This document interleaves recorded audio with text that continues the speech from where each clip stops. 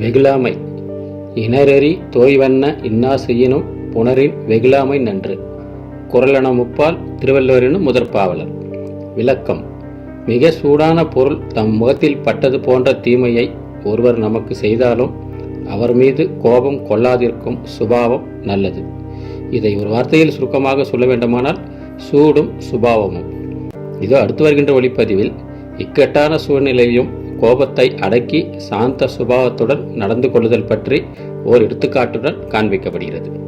நன்றி, வணக்கம்.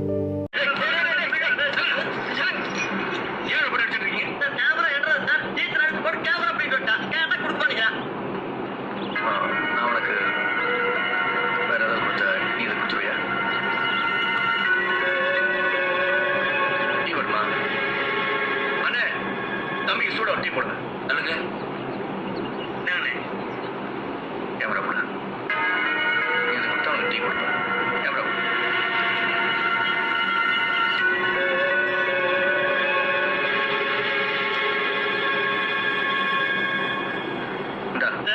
ஒழுங்கா இருக்கா?